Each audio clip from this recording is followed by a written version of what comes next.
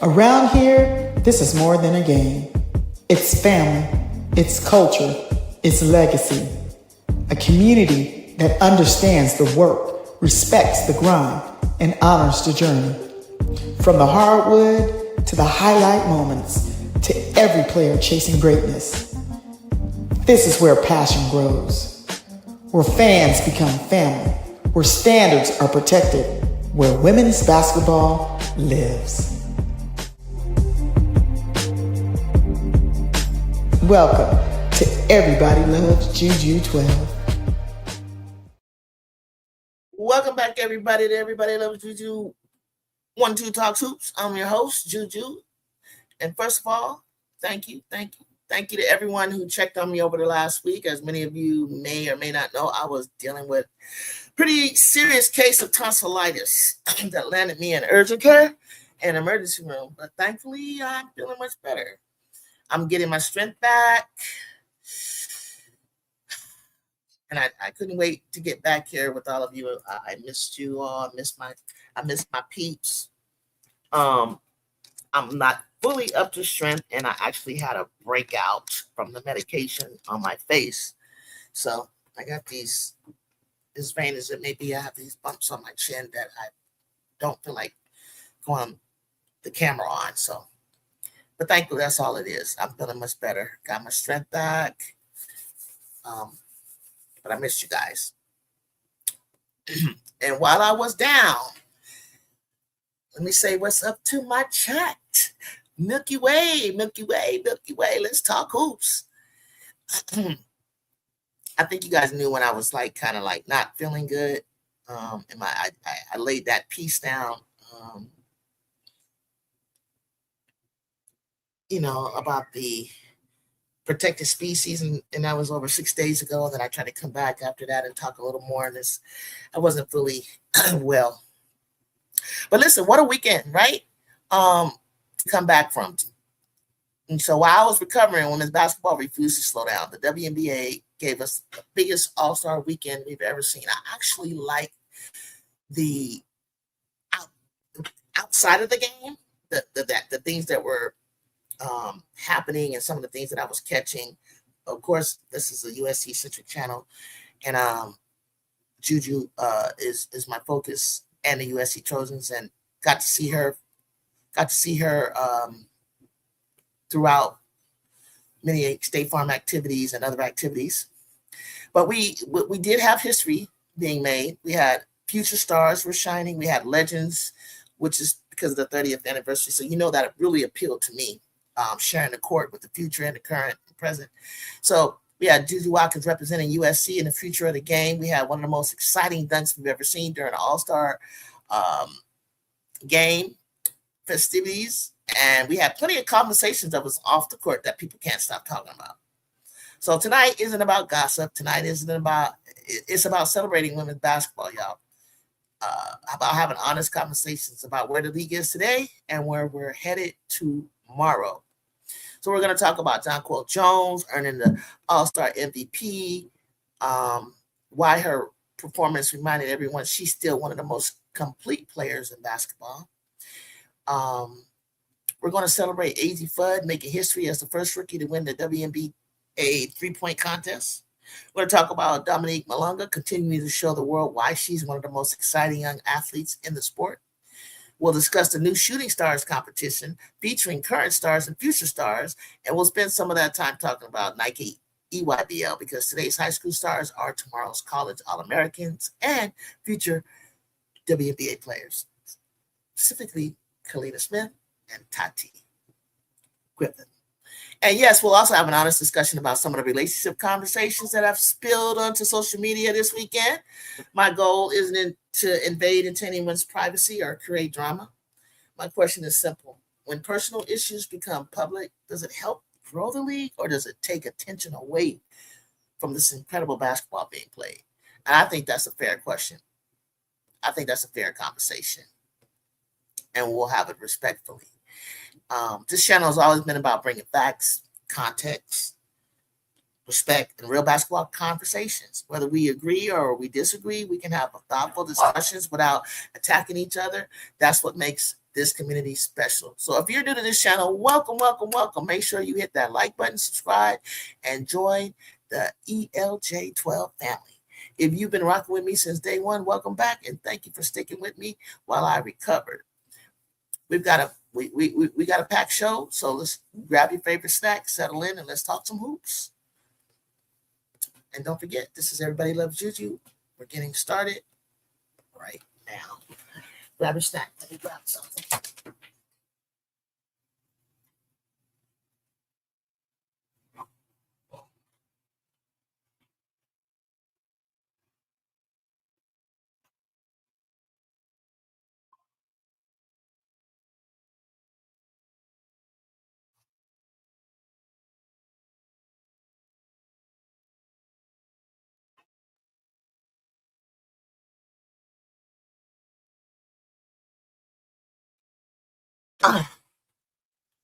So what's going on? Let's see. Let me get Brazil, greetings. Brazil. You called it. Okay, Brazil, take your lap. Take your lap. Take your lap, because I didn't. I thought Marina was gonna step up. I think it's wrong to put other players' name out there. I wasn't feeling what Nice did. Okay, we're gonna talk about it. Everybody's saying hello to each other. I loved AZ winning. I loved AZ winning that. So let's see. Where do I want to start?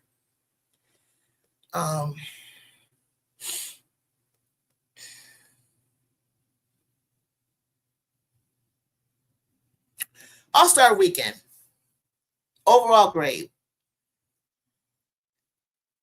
I kind of liked the atmosphere that was going on in Chicago. I loved going to the Obama Center, actually getting to see it inside and out. Obama meeting the players, coming to the practice. I thought that was all cool because it's Chicago. The fan turnout was amazing. A lot of celebrities. JuJu Watkins was representing USC. Got to mention that. And I just think the league continues to go. So my question is, did this feel like the biggest All-Star weekend to you guys that we've had yet? Tell me yes or no in the chat.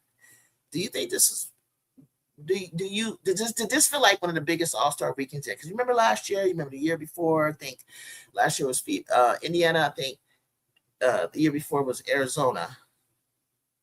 I can't go back too much further right now than that. We'll just go back the last couple of years. What y'all think? Let me read the chat. I think it's wrong to put the players on. Yeah, we said that. I'm okay with the stud buds doing their thing, but show it after the season. I'm not big on social media, right? I will give it an A-. There's such thing as too much access. Yeah. I feel you. Without you even going into detail, like I have my own thoughts of that too. Honestly, I didn't like the game. Okay, fair enough. And I'm hearing Caitlin Clark. It's funny because I really didn't think she wanted it more competitive because she was, she didn't really play, I don't think, last year, but she was gassing around, clowning them. There was clowning last year. KP, Kelsey Plum, who's not able to play, was even kind of like, come on now, people paying big money. It's gone from $70 being the highest at $300 and something. But you get a whole lot in that packet, not just the game. I didn't like it either. Brazil's skills. I like the skills. I like the shooting stars. I love seeing Elena, Delle, Donne, Gigi, and Shakira win that sucker. I thought that Lauren Jackson, Flau'jae, and who was it? Yeah, Plum did call it out. I thought they were going to win that. And I really love, I really love that Azzi Fudd came to hoop. I'm sorry. She came and hooped out. Kayla, what did you think about, what grade would you give All-Star Weekend? And welcome to the chat. Although I like the idea they had a vet. I love that. I freaking love that. They used to do that. They used to have the, like when Cynthia and them were doing it, they did it with the NBA man and all that kind of stuff. What up, Jonathan? So I did my little monologue. Welcome back. I'm back. I had been sick with tonsillitis. For those of you that may or may not know, I had an infection and had to go to urgent care, emergency. And then the medication gave me a breakout. So that's why I'm not live, because my bumps are healing on my chin from the medicine. Had to take some strong medication. A minus. Somebody get okay. So when you say, I think Brazil, I think somebody gave an A minus right in the chat, but you're not saying that just the game.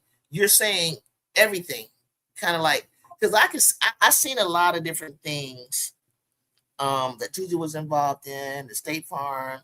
I seen Issa Rae, and I love the Keke Palmer thing. And yes, we got to see them party. We didn't see them party as much as they did when they were in Indiana.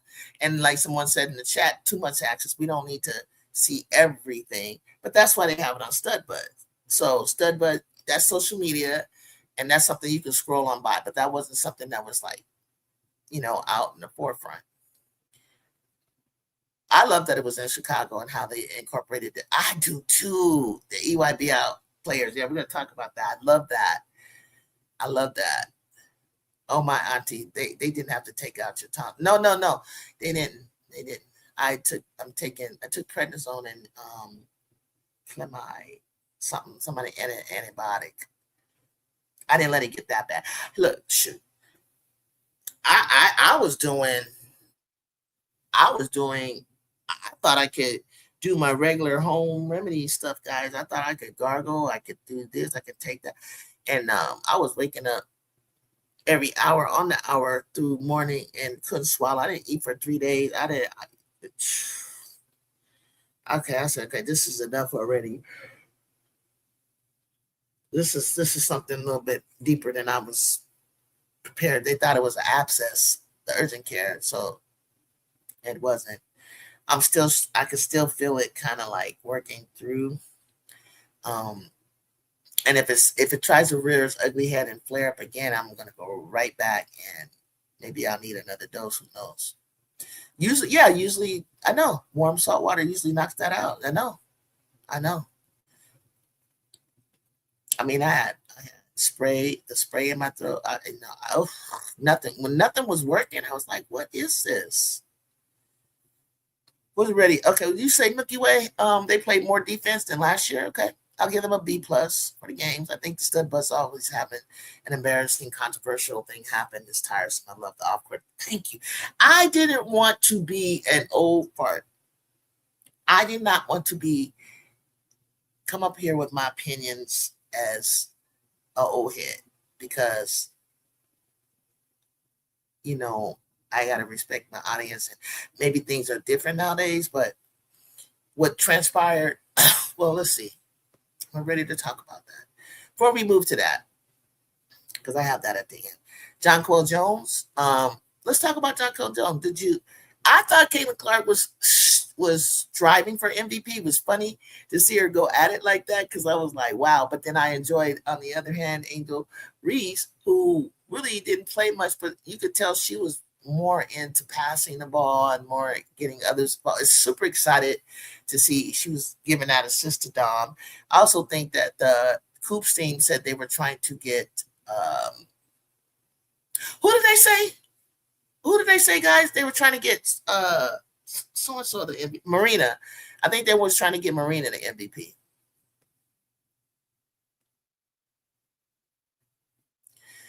Right. Everyone seems so happy. Yeah. I hope everybody was happy. So Jonquel Jones, 22 points, 13 boards, 8 assists. What did you guys think about that? I mean, the game wasn't really a game where I could sit here and I can break it down the way I thought. Like, where it, everything was what you saw is what you saw. Lack of defense, some Kelsey Mitchell, Clark trying to play defense, trying to pick it up a bit. I really thought that they would pick it up in the fourth. But I think besides dangling money, not just for the charities, but for the players, besides that, I think pride maybe in East-West, maybe go with an East, go back. I want to go back to East-West. because then that kind of tells me a little bit about possibly who the winner will be that year for the WNBA championship. Who got the better players? The East Coast or the West Coast? I wanted to see that. She had a quiet MVP, right? It kind of snuck up on me too. Like, okay, I get it. I get the 22.13 rebound, maybe even the 8 assists, but nor did I never think that, like, yeah, I didn't see that coming, Jonquel. But with Clark doing what she did, I think there were others that were hitting logos and hitting, had more threes than her or the same amount as her. But again, how does this woman get 5 turnovers when nobody's playing defense? What I concluded is she just takes chances with her passes. She likes to make the spectacular pass, and it doesn't always equate to an assist. It's just reckless. That's all. It's not as much as lack of skill as much as, that is lack of skill if you can't get the ball to someone to score, but that just, and it's some, her fans feel like, well, they can't catch it and score. No, it's not put in the right spot, but I think she just takes chances. All right. Dominique Malonga's dunk. What you think about the dunk? It's historical. It's an assist by Angel. It showed off the athleticism that is still unmatched. Anybody can shoot logo 3. Nothing has changed in 30 years. Let me tell you something. Let me explain something to you. Not even the dunk so much. I think it was thrown down, but I think Sylvia Fowles did it not too long ago at the end of her career. But there's only a small percentage of people that can dunk. Okay? So, and there are more than enough people that can shoot a logo 3 or can shoot the 3 ball. Trust me. 4-point ball. Paige made an effort in the third and fourth to shut down Cece because she wanted Mayberry to get it. Yeah. Yeah. I think I saw that. And it wasn't enough. Exactly. How do you get 5 turnovers in it? I don't know. I just think it's because she just took chances. You love the dunk? I think she should do it more often. And like Lisa Leslie told her, Lisa said she wished she would have done it a little bit more often. I already know why Candace probably did it, because it wasn't going to be good on her knees. She said it's like she didn't want to be known for that, but it was like, Candace, that's what you should have come in and set the league on fire. We were trying to grow and grow and grow, and you were that person. Like, we really wanted her in LA, and I think she should have did it way more often, like she was doing in college before her knees got bad. So, Azzi Fudd, somebody in the chat, Brazil called it. Was it you, Brazil? Called it. Who had Azzi Fudd winning the 3-point contest? Be honest. Be honest, guys. Somebody tell me. Be honest. Because I only heard one person say that they called it. Azzi killed it. Real money, what you say? You get 5 turns, throwing it away 5 times. But if we focus on the bad from other players, we're wrong. Yeah. Well, I think the point was made. Yep, Brazil, you called it. I wish there was like a prize I can give you, because we should have made something like who would get MVP, who would win the 3-point. I didn't really know nothing about shooting stars, so I couldn't call that. But Mayberry, Marina, Caitlin went back to back with like 3 times, almost 4. But Mayberry was like boom, to boom, to boom, to boom, then a break to the boom, to boom. Like, she was knocking them. I had Marina winning it. I thought she was going to go ahead and I just felt like a 53 ball this year, it could have been her year. It should have been her year. She's come a long way, folks. You know it. You know she has come a long way. First rookie ever, Azzi Fudd. She had an incredible array of shots, shootings, play. I think she'd be the next one to go up against Steph if we were to ever do it. I think she could beat Kayla, McBride, Sabrina, and Caitlin in a 3-point contest. Definitely. I think her mental fortitude is so focused and laser sharp. her and Sabrina would go down to the wire. Like they would go heads up. But I think the all-time greatest was Allie Quigley. And I don't think they talked about her enough. CeCe knew they wasn't letting her step up to the line and shoot the ball. What you talking about? I think it means to have a rookie shooting like that, and then hopefully it translates to the game. The future is bright. Bridget Carlton lost confidence. Yeah. It takes a lot. Chanel, what is it? Salome. It was like Chanel Salome. You gotta have confidence. You can't get into this contest. Whereas, let me tell you what I believe. I think the next guards that are coming into the league that hopefully get invited to participate. I don't think the Azzi will be the last rookie to win it in the future. I think these kids that are coming in, they're fearless. They're fearless. So fearless that Shooting Stars competition, talk about it. Elena, Delle, Donne, Shakira, Austin, and JuJu Banks. It worked. Legends, current and future. I am going to give praise to the future because that young child knew that she needed to hit that half-court shot. And before Elena did, which Elena was killing it, before Shakira made it, to see JuJu light that up and hit that shot, I watched JuJu. Oh, I already watched JuJu.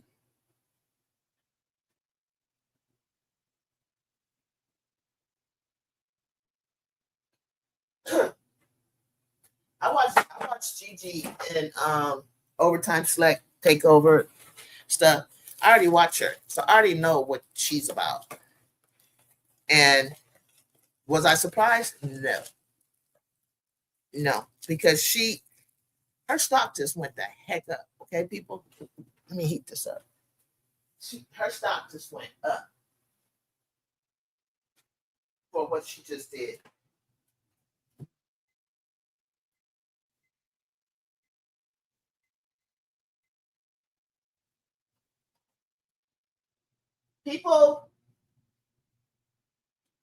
A lot of people watch the college basketball and the WNBA. How many of you guys knew who JuJu Banks was? How many of y'all knew who that was or heard of her? But still, Elena needs to come back. Her knees look solid. I don't know if she got the win for that. She can't play that. She can't play no 30 minutes. I always thought she was solid. It was, Elena's problem was, a bad back, according to her. And from what it looks, like what she was suffering. You still don't know who she is? Oh my gosh. Yeah, JuJu is her. JuJu's been around. She's like Flage's protege. That's her mentor. Big Four mentor. Yes, Brazil. Big Four mentors her. And LSU wants her back. Among other schools, but LSU for sure. Mondo, yes. Mondo would know. Hey, Mondo. Mondo watches that stuff. Mondo knows who she is. I'm telling you guys, man, maybe I need to, since you follow me, maybe I need to come up in the summertime a little bit more and talk about what's up. Talk about Overtime Select, because that's where the reason why Mondo and a lot of us know who's coming into college, and we're already on it. We're already watching. We're already like anticipating them to be who they are going to be. I mean, there's a lot of names that, Jordan Palmer, like Nation Williams, which I follow her because that's Natalie Williams of UCLA and the former GM for the Aces and formerly Utah Stars and San Antonio Silver Stars player. Her daughter is playing. I'm seeing, well, she's younger than me, that generation and their kids come into play. That's how long I've been watching. Like, it's crazy. I knew it was her as soon as I saw it. When I saw the name Williams and I just saw her features, And then I said, Nation. And her mom's name, Natalie. I said, that gotta be something about her. That gotta be her daughter. You think, you know what? I don't know. You think, Manda, you think so? I don't know. You think she'll be a Gamecock? Wow. I know,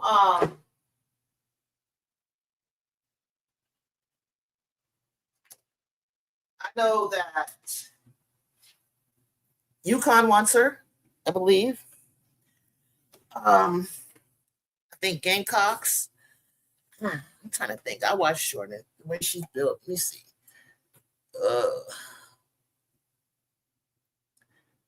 I think they could use her, but would she go there? I don't know. And does she? And if UConn ever wants a player because of their rich history, their alumni, how they saturate the league, how they just have a legacy around the league, you'd be crazy to turn them down, but people do it all the time. You don't remember them recruiting kids in the 8th grade and 9th grade? Oh, they do. They do. They be watching these kids forever. Like Coach G. I mean, she's known London and all of them. She's heard of JuJu. She knew all of them when they were like in middle school. Donne, she knows people since middle school, you know, especially in her hometown. She knew about Ashton, she knew about Lay, you know, she probably knew about Asia, and you know, they watched them for a long time, ever since that AAU circuit. They you know, if they got it, they got it. So, which talks about the EYBL Championship, I believe. It's the best high school girls in America. The ones that are being heavily recruited are future WNBA talent. And I'm so impressed with Tati and Kalina Smith. And I think if you're a college fan, like Mondo's doing, like Mondo said, you need to start watching right now. It's such a pleasure. Not on her heart anymore, more on Ayers and okay, see, then you talk about somebody I don't know.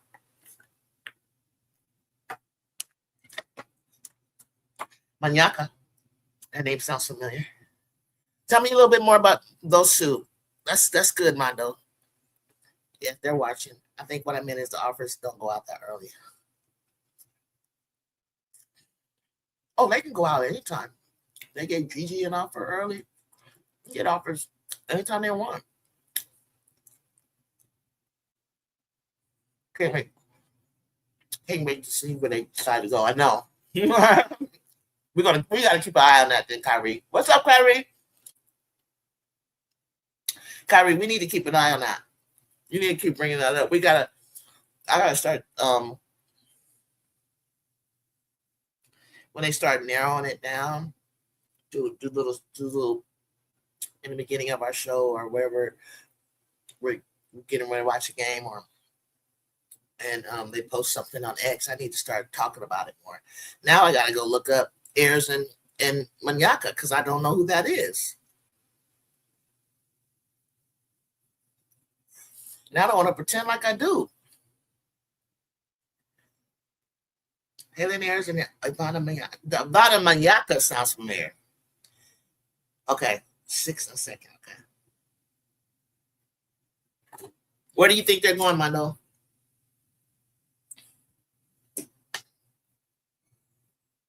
Oh, trust, we will. Time's winding down, right? you know, for my team, who I'm looking at, I know LSU wants Gigi. JuJu like Gigi. We like Gigi.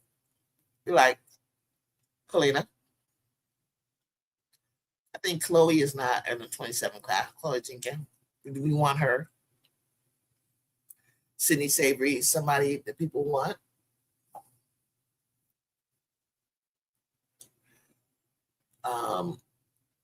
Like we said, Jordan Palmer.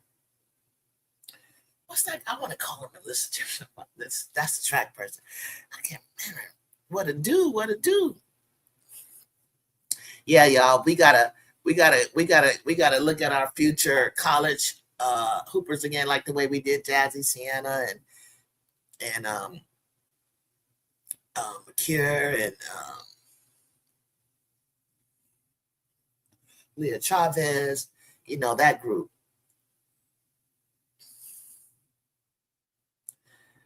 JuJu was very visible this weekend. Her all-star presence, she was mingling and co-mingling with everybody. She's growing her national brand, which means a lot for next season. So you're going to hear a lot without even me having to even push it. You're going to hear a lot about JuJu Watkins because it's hard. I know for them. Carolyn Bradley, I've already thought about her. UConn, but Vandy's in the mix for Ayers and Manyaka. Hush. Yeah, you're recruiting Sydney too? Okay. They're recruiting Sydney too.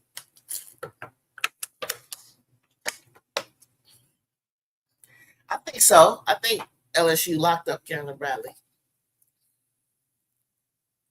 I think it was great that JuJu showed up and she made herself be a present. She loves watching the high school players and they love seeing her. She showed up for that. She's excited to see that circuit. The national game was out there in Chicago. They're thinking about doing it. They're thinking about doing All-Star in San Francisco, with the bout. So if that's the case, I'll go. I'll definitely go. I'll go have myself a blast for the weekend. I'll definitely go. It's too much in my backyard. It would be, I don't know where they would hang out and all that kind of stuff, or how they're going to do it, because I think we still have the old Oakland Coliseum, and then we have the Chase Center. But fan-wise, oh man, it'll be sold out. It'll be sold out. The bouts, I think, is it the bouts and Portland, and then the Fever, like number one, selling out this season. I think they're like number one in attendance and stuff like that. Yeah, you better hope you can get a ticket. If you can't get a ticket, you let me know, Mondo, because I got 2 season tickets. So let me know. If you don't get a ticket, let me know. You got to come to a game, bro. I saw that Roy Harmon was there and had a sponsor. I didn't know she had that kind of presence. Yeah. People love Roy. Roy be doing her thing. Yeah, for sure. I got you. But who do you want to see? Who do you want to see the Trojans play though? In the Big Ten. I'll be curious to know who you want to see. You want to see us play Jelani Cambridge in Ohio State?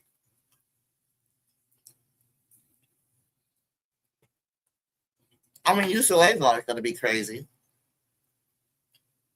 They got Addie Brown, Elena Armisal, Sienna Betts, Mia Gardner.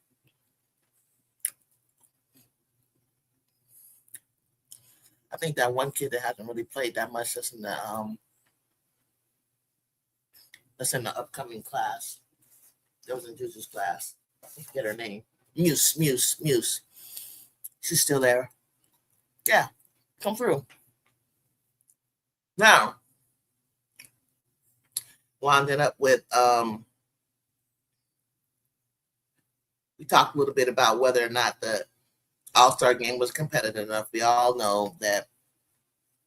Stewie said it best. Like, I think she had a game like, she said, well, if you play on Wednesday and then you got to come back and play on Saturday and turn around and play on Monday, let alone your players are turning up. Not everybody, but some of them are turning up. It doesn't really leave you much room traveling and recovery to really go all out. There needs to be more of a space of time if you want to get a good all-star competitive game. I love the skills challenge. I said that. I think Azzi was fantastic. It was incredible to see her do her thing. What it looked like, what was going around in terms of like panel discussions and booths and things where you can meet future stars like JuJu. I think all that stuff is, if you're there, it's good, it's great. But when it's time to sit down for the game, you're kind of like, you want to see a good game. So now, what we started to go into was the relationship drama stuff. Now, I have absolutely no issue with players dating one another. My question is whether relationship issues being on social media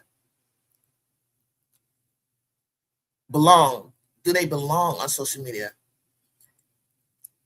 where it overshadows basketball? And we're talking about Sanaya and Marina breaking up. We're talking about Nye and Liz drama with the cheating and throwing out names like Leah Nye and Deja Kelly's name. And I mean, and then we saw Natasha Howard get married, and then come with a different woman, which people was like, you're married and you're now separated, and you're bringing you're bringing another woman to the All-Star game. Craziness like that we had no business really knowing about.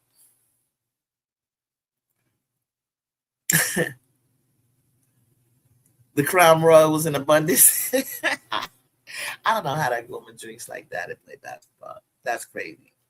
What do you think about all that? What do you think about all the relationship? Do you think it belongs on social media to the point where we know all this business? Like, do you all want to know the business? Yeah, that the Crown Royal was talking, especially like Courtney. Like, we wouldn't know nothing about Sanaya and Marina. Deja Kelly is F. I don't know what that means. Oh, she's bad? Like bad, like bad. Attractive bad? What do you mean?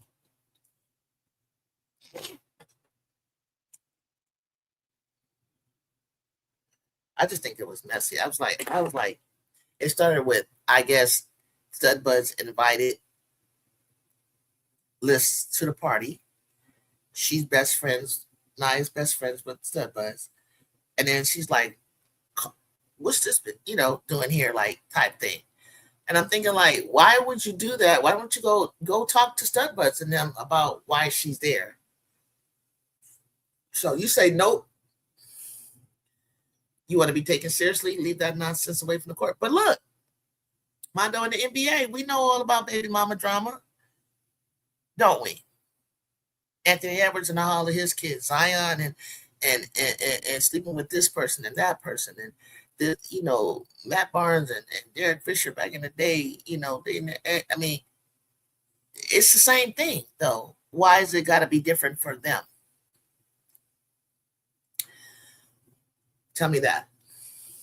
Am I wrong, guys? Don't they do that with the NBA? But the NBA is established. Ding, ding, ding.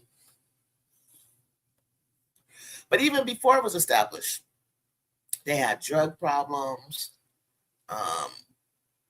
They, again, had drug problems. They had these kind of same problems, even when they weren't as established. You know that. You can even see, I mean, the stuff that they were showing in the Lakers, in that Lakers program on Showtime. I knew all about that stuff.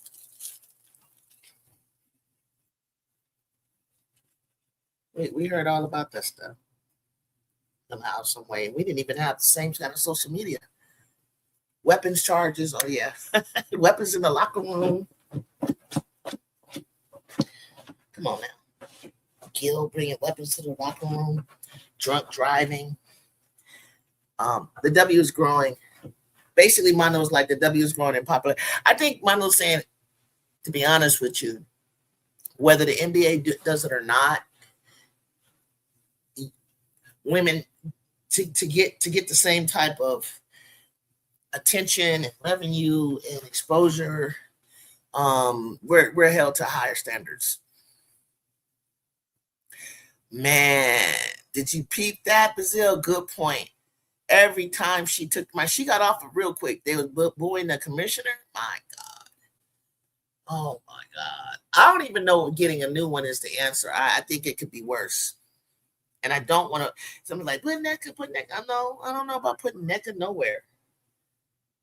Because I don't think the commissioner I don't think it's a position that favors I think the sensitivity part towards the athlete's empathy and things like that, I think that's what she's missing, they say. Did I say it right, Mondo? Because I'm thinking that's what you mean. I'm thinking, I hope I said it. I hope you guys caught what I said. I think that's what it is. And it's obvious that that's what it is. It's like we have to do things 10 times better. Like, part of it, I believe, is a lot of these new girls want to be internet. Yep. That's what I was getting a feeling of. That's what I'm getting. I get that same feeling. They want to, but I mean, is that your brand? Like, who's going to pick you up? How are you going to trying to make money off the getting more followers? Or what? Commissioner is a thankless job. I don't think anyone would be like in that role. And at the end of the day, it's not about being like, yep.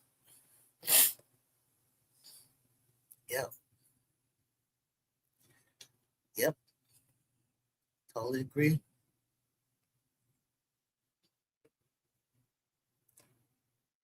Totally agree.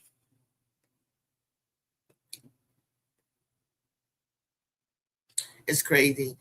A lot went on this weekend. I think I covered little things that I wanted to say, wanted to talk about. I think we all feel the same way about the relationship drama, the social media and stuff. I think Mondo's hitting it. It's just not like a good look. And maybe it's not fair to say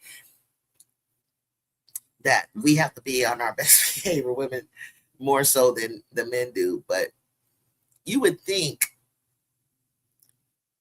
that women on women, you would think that women are with women to treat women better than maybe males may treat them. And then they say stud butts take on a misogynistic type of personality.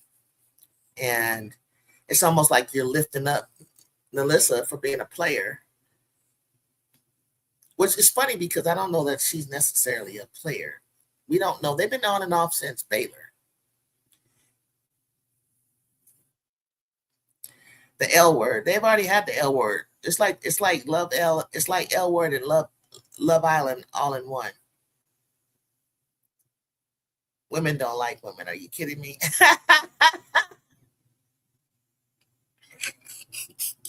Women don't really like women. Wow, you picture women just being catty, don't get along. That's not true. I think it's equal. I don't know. I don't really know, guys. I don't really know that is that's a blanket. I can't say that. I can't say they don't like each other. I see a lot of I don't know if I want them all just to be getting along. I don't mind like off the court, but on the court, like what I didn't like is the comment that Cece made to Kelsey. Kelsey cleaned it up. It was like they already had that if they're going to be on opposite teams, that they're not going to guard each other hard.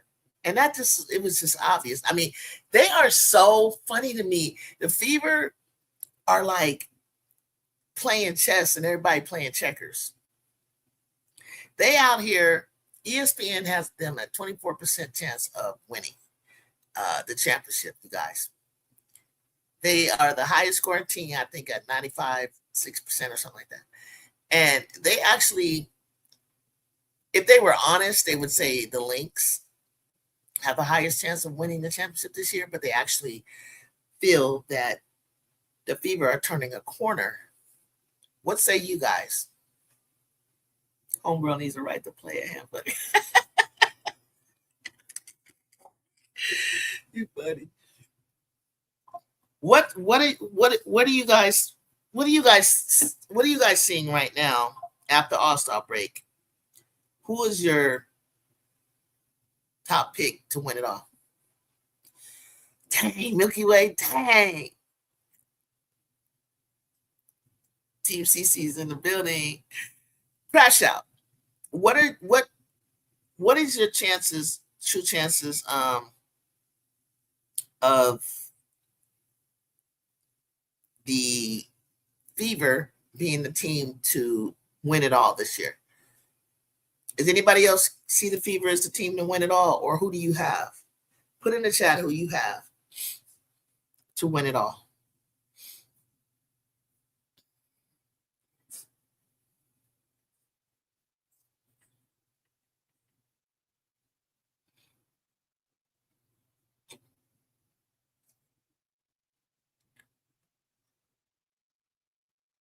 Hey, Aisha. You feel like, yeah, they like, I think I said that they have the highest overall points, 90, 95, 96. But then Aisha's like, but they also give up a lot of points. Yeah. Yeah. I agree. Crash out. Zero. What is zero? You got them a 0% chance?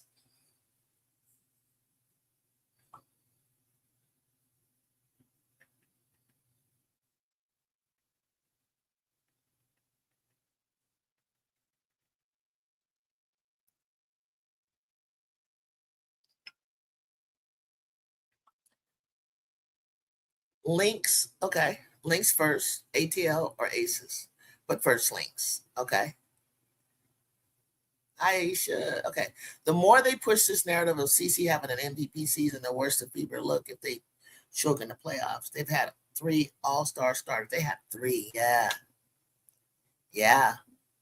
Hey, MDT, you want to come up?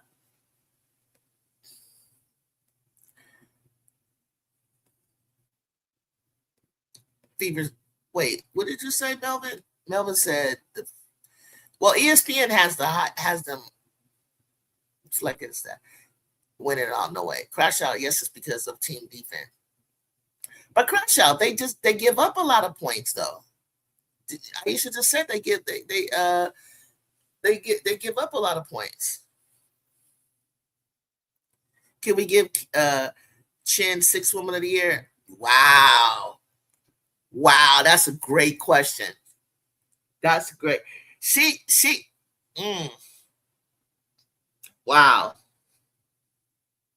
Now that Kennedy Carter's gone, can we give Caitlin Chen? Is Caitlin Chen 6th Woman of the Year? That's a good question. I like that. I want to see what Shaq got to say.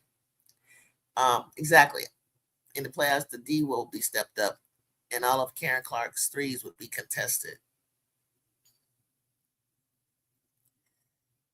So Sophie.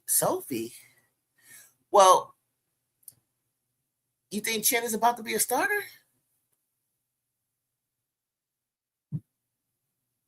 Shit, if Sydney Taylor hadn't got that starting position, I was gonna make her 6th woman. Sophie averages like, what does she average, guys? 4 points. Let me see. Let's see what Sophie Cunningham averages and Chen averages.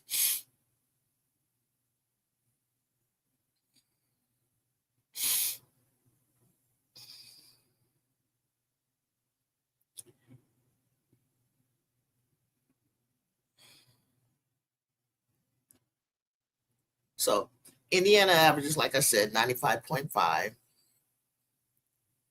Field goal percentage. Aces and the Lynx are up there with 49 and 48%. Free throws, Liberty at 85. Defensive leaders, the Mystics. Y'all be sleeping on my Mystics. Then the Lynx, then New York, then Atlanta, then Vegas.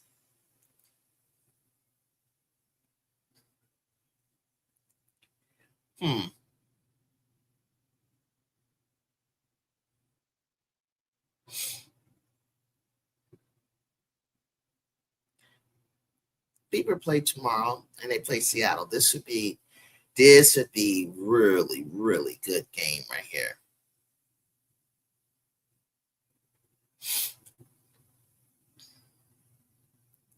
So let's see what Sophie averages. Welcome to the stage, MDT. Hello. Wait. Let me give you some sound. JuJu, how have you been? It's been a long. Hold on. I've got my headphones. I can't hear you. Let me try to turn this up. Hold on. Welcome to the stage. Okay, let's see what Sophie's averaging, guys. She averages 9.3 points, 2.3 rebounds, 1.3 assists, and under 1 for steals. Let's see what Caitlin Chen averaging.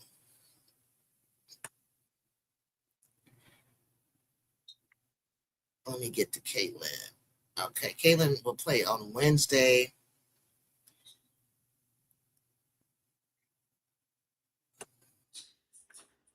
Caitlin averages 7.7, 1.3, 1.9. He came in with a hot take. They talk bad about Sophie, but apparently if you compare Sophie to Caitlin, it looks like Sophie got better numbers. Chen is the big starter. I'm gonna be real. I'm not even surprised about Chen. I felt like she was underrated.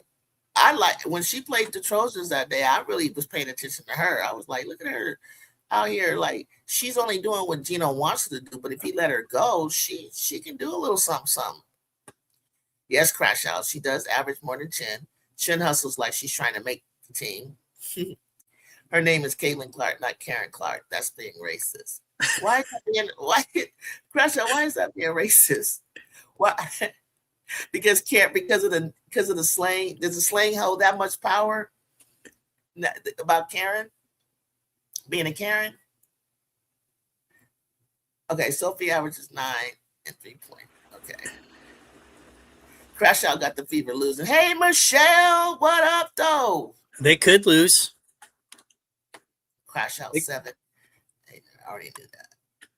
They could lose, JuJu. I mean, Seattle played them really tough, and Fever at home might have a little bit of revenge in their mind. They got young legs.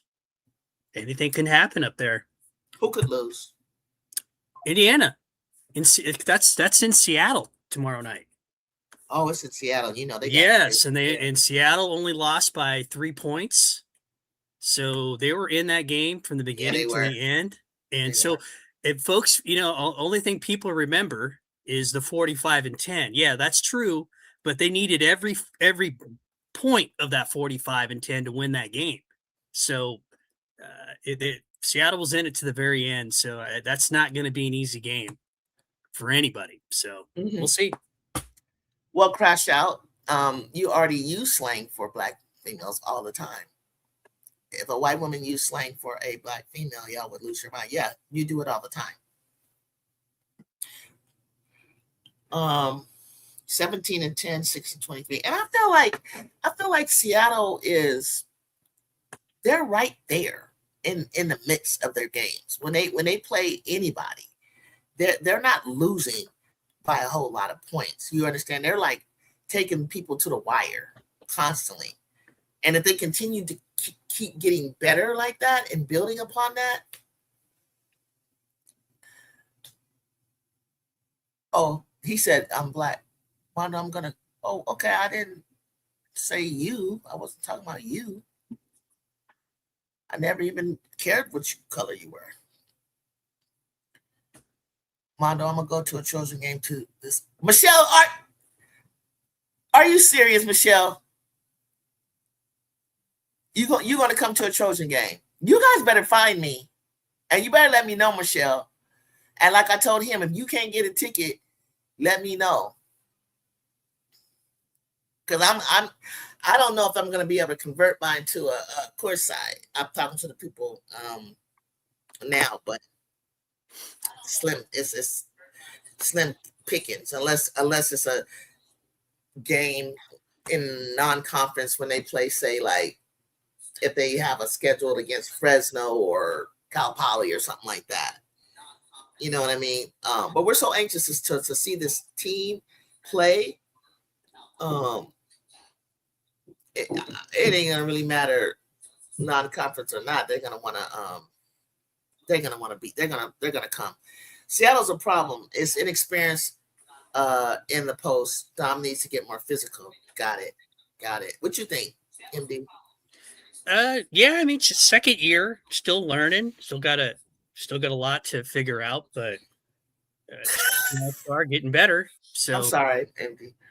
Mondo said, "Prove it, Crash Out. What's your favorite condiment?" Anyway.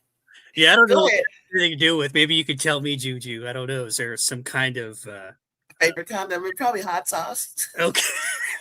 Okay. It's not my favorite, but yeah, it's probably hot sauce. So if you said ketchup, you're out. That doesn't count then, right? Yeah, we would know. That you're not black. It's a cultural thing. That's all. Mondo crazy, but I mean, who is it? You must not be on Twitter or Facebook. Well, you didn't even answer the question. You should have answered that real fast. Like, prove it. He said, prove it. You should have said what I said. I don't know what he's going to say, but that's what I would think he was going to say. Okay, let me see what Michelle said. Of course, Ju, Ken Dog, Taya, and Juju are my girls. I support SoCal as my state team. Want to see them do well, except against my 10 toes down team, Gamecocks. I got you. I understand. It's going to be so fun, girl. Michelle, I'm going to be in South Carolina on the 15th. So I'm going to be there. So, but yeah, somebody had asked me who starts for the Seattle team, and I blanked out, like, because I think we said possibly Jade Milburn, big four, Dom, Awa. Who's the fifth one? That's starting? Yeah. Turn your YouTube down in the background. It's echoing. Okay, Mondo, you left me with a laugh. Good night, Mondo. I know it's late. I wasn't going to be up here that much longer. But I was like, who? We were trying to figure out the fifth person. So I'm thinking, like, let me look at the last game. They was out there partying this weekend, though. Oh, wait, let's see. No. Longa fam. Heidelman. How did I forget that? Yeah, Heidelman. Yeah. Brazil. I looked up and Brazil had it. Heidelman, Johnson, and Milburn. Yes. How did I forget that? Oh. And then you got Samuelson that comes in, Horston. Stephanie hasn't been playing that much. She played 11 minutes, though. Cook got 17 minutes. And I think Ezzy got hurt. I never seen Mackenzie Holmes. She's still hurt. And I never see Theory. Okay. They're like a player away from doing something, from being in the middle of the pack. I swear, they're just like a player away. And you know me, I think you love them too, indeed. The Washington Mystics. I am so proud. Like how they, oh my God, I be cracking up how they ended the right before All-Star. I was like, this is how you do. Of the top teams, man. To beat Golden State and Vegas in a back-to-back like that, or wow. at least back-to-back games, impressive. Impresses. Okay, Brazil. Yes. I know. I'm just gonna talk to MD. Catch me up, MD. I was telling everybody I had tonsillitis. I've been sick. I'm not on air because the medication broke my skin out. But give me your soliloquy for the next 5 minutes. It's all you. Tell me what you've been thinking about the league. Well, it's funny that you asked that. So I've been taking kind of a break from media, especially social media, Facebook and YouTube, so far as the discourse. It's wore me out because there's a lot of narratives out there that just make me shake my head. It feels like politics. Yeah. And I despise it because everybody wants to take a side, and there are a lot of people out here using other people's names to draw traffic to their channels. They're not being fair, saying a lot of stuff that is untrue or just unsubstantiated, and it just really grates on me after a while, and I get tired of it. So I had to check out a little bit for about maybe a week and a half. And I'm still going to be at an arm's length with it because if I want to know what they're talking about, that's a Google search. You just put in WNBA and so for instance, today, what did I see? I saw Melissa Smith responding to what Dejounte Carrington said in that Threads post. And all that did was drive a lot of traffic to people weighing in on this.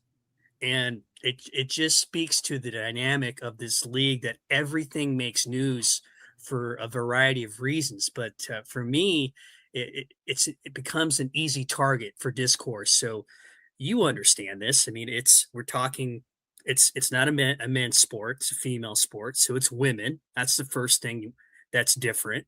The second thing, there are a lot of gay players in the league, openly gay. And that seems to be something we can never just leave alone either, including in this case. And then the obvious one, the big one, that it's predominantly Black. So you have all that mixed up, and I'm not sure the league, the leadership, the people who are their bosses, i.e. the NBA, the players themselves, their coaches and GMs, were really ready for this. And I know there are a lot of people out there that want to blame Kathy Engelbert, Adam Silver, the coaches, players. This isn't all on them. The ecosystem that exists in YouTube and Facebook and Twitter and Threads and TikTok, they add to this. And there are a lot of people that make a lot of money out there. You've seen it. I've heard your commentary on a lot of this stuff, railing on some of these people that are just saying stuff that just isn't true. And rightfully so. That mess that happened 3 weeks ago, where I heard I wasn't on your live, but I listened to it, and you're pretty fired up about that stuff. Post the foul on Clark, and then the Congress getting involved and sending some stupid mean letter to people, to the commissioner, and what are we doing? It took away from what we should be talking about. And I remember one of the first conversations that I had with you was, I want to talk about basketball. I want to celebrate the league. And at the time, I remember invoking a couple teams. I wanted to talk about what Olivia Miles has done and continues to do so. I wanted to talk about what was going on with your Golden State squad, which is one of my favorite teams to watch. And I was even a bit excited about Jacobs Mystics because you saw all the talent that team had. But instead of that, we're talking about fouls. We're talking about people getting bullied online. We're talking about suspensions. We're talking about Congress. We're talking about everything that is negative and takes away from what is actually going on in this league. And it saddens me, to the point where I don't even want to consume a lot of this media. A lot of it's unnecessary. I listened to a guy today, and I had to turn it off about 2 minutes in. He was talking about the Indiana Fever and what their salary cap prospects are going to be next year, if whether they're going to be able to bring everybody back and so on. And his point was valid, but he didn't consider the fact that the salary cap is likely to increase by 10% and at as much as 13% next year, which means there's going to be more than enough room. JuJu, how did I get that information? You think I just pulled that out of my, or I actually did a little research. That was a Google search. What's the salary cap going to be for the WNBA 2027? Oh, well, here it is. Maybe they was it 5 million or what was it? It's gonna go up by between 700,000 and 900,000. So on top of what it is now. Most it can be next year is 7.91 million. So that gives every team a little bit of room to deal with some problems, because it's not just the Fever, it's a lot of other teams too. My point in bringing that up is that if I found that this YouTuber couldn't figure that out, right, didn't want to. It didn't want to, and that's a great point, and that's what I was going to speak to next. Is that it doesn't speak to their argument. It doesn't help the argument. So of course you got to say, hey, listen, we got to dump Kelsey Mitchell, and how dare they pay Lexi Hull, and geez, what are they going to do with Sophie Cunningham? It's going to be a mess. How do you know? And speaking to that point, what I was getting still getting tired of is that a lot of people are talking out there as if they know what's going on in organizations. They know what's going on in locker rooms. And the truth of the matter is, we can only speculate, but we really, really don't know. So to just put an example on that, like you've heard the discourse. How many Clarkies have you heard on your own channel? Get rid of Mitchell. Get rid of Mitchell. Get rid of Mitchell. No way can you cannot let that woman leave the organization. You better do whatever you need to do to keep her, because she is that valuable to that franchise and to them winning. You need her to be on your team. And I'm willing to bet that Caitlin Clark would say the same thing. You cannot let her leave. Please. Yeah. Please, please, please. But the discourse for a long time, oh, you can't afford her. She's not living up to her contract, whatever. Kelsey is playing MVP caliber basketball. Yeah, absolutely. I mean, what is she, like the last 10 games has put up over 20? About 12 games. It's ridiculous. It's crazy. She is playing her best basketball. So, yeah. So, just to sum it up, it's just been a lot of fatigue, and I've seen it on both sides. And it makes me shake my head. Instead of celebrating what we ought to be celebrating, all the great players, what we'll continue to see, the players coming up like JuJu Watkins and Elena Hidalgo and whoever else is out there, and players that are going to come over from overseas. Here's what I'm excited about, JuJu, to kind of change the conversation. This year, and hopefully this is sustained, we're going to be able to see year-round women's professional basketball. The league, the WNBA, ends October. You have Project B, hopefully is going to start in November. That's going to take you through to January when Unrivaled starts. And then I think Project Unrivaled ends in, I think it's late March or early March. And then Project B will still be going. And of course, college basketball. Yeah. Well, I've still got to get into that a little bit. I promise you I would dip into that a little bit, but that's pro football time for me. But the point is, if you want to watch, and if you're a fan of it, I loved it. I watched every minute of the Unrivaled. I loved it. I want to see the players. I got to see athleticism in a different light. Like, you're never going to see Chelsea Gray light it up like that in the WNBA all that much, because it's 5-on-5. It's a different game. But over there at Unrivaled, you're seeing her do some incredible stuff. She won that 1-on-1. It's amazing what they can do, and I look forward to that. So if you're going to say you're going to give me more of that starting in November and take that all the way to May, I'm here for it. And I that's the sort of stuff I want to talk about. And how many people have mentioned that to you? Year-round women's professional basketball. Yeah. I mean, how many people really going to sit and watch early season baseball games, except for the people that really love the game, or soccer? Soccer is boring. Soccer, it takes a while to get, to really get going. So Michelle says, MDT, the Clarkies only want Mitchell to leave because they think she's taking away CeCe's shine. Make it make sense. Do Indy fans want to win, or do they just want to see CeCe launch logos every game? Michelle, that's a great point. And if you listened to me earlier when JuJu was talking about Seattle in this rematch, CeCe went off that game. Boston was out, but they needed every point that she scored, and they still were in danger of losing that game. And here's a sad commentary to your point about that. If they lost that game, the discourse on all the CeCe Slurp sites would have still been the same. They would have celebrated what she did. And that's a hollow victory to me. And if you watch that game and listen to what CeCe said after the game, I think she said it best. They told her about, hey, this is what you did. And she said, yeah, it was cool, but I don't really care. It's my job to help this team win. And we're trying to be the best in the league. We're not there yet, but we're working towards that goal. Yeah. That's what you want her to say. Hey, yeah, I did great. Fantastic. But listen, if we lose, how much of that really doesn't matter? Mm-hmm. And that should be the discourse, and it's not, to your point. And I wish it wasn't that way. To me, there must be a lot of money to be made to constantly saying the same stuff over and over and over, because it appears to work. But I was nervous that whole game. I remember watching that, and it was funner watching it the second time. But I was really like, oh my goodness, this what she's doing here is phenomenal. But if you lose, how's she gonna feel?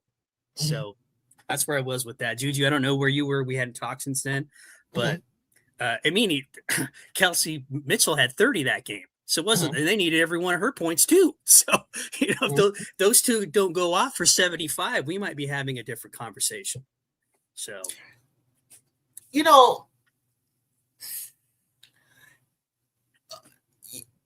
the reason that a lot of Clark fans or content creators get upset is because they're looking at stats, and the stats, the way they play CeCe, meaning she's playing bottom teams, and then she scores and she does this and she does that. And it appears, if you're looking at the numbers, hey, Miss D. Hey, Miss D. If you're looking at the numbers that way, it looks like, well, see, she's number this and number that. She's in the top 3, top 4 here, and she's doing that. But you have to understand, though, how does your background? You gotta turn that down because it's gonna copyright MDT. Are you sure that's me? Hold on. Yeah, go up. Okay, on your hold on. Okay, hold on. Okay, I got it. So I think that they're right at certain points, certain things that they're saying, and I go and I look, I'm like, oh yeah, that number is that way, or she is this percentage or that, but they're not looking at say win shares or how do her points impact winning the games? You know what I'm saying? Like you and it's crazy because she always picks on Connecticut to have her big games. And I think you said 45-10 was against Seattle. I don't remember, but I think it is. But again, these teams are, down at the bottom.